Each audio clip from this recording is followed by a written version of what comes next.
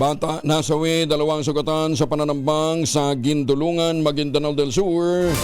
Habang sa Cotabato City sidewalk vendor naman, naku, hinolda patay.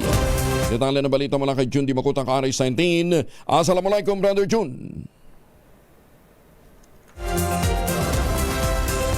Jun?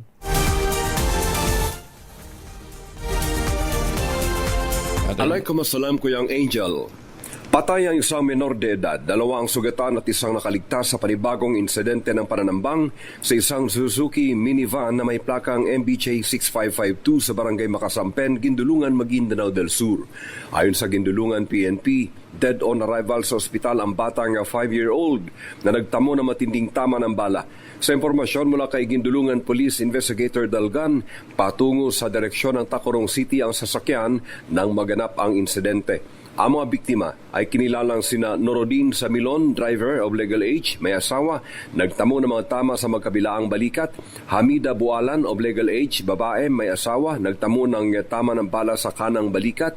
Balibago, Sansaluna, unharmed, maswerteng hindi tinamaan ng bala. At ang ikapang-4 ay ang batang si Kelji Ali Awing, 5-year-old, dead on arrival sa ospital.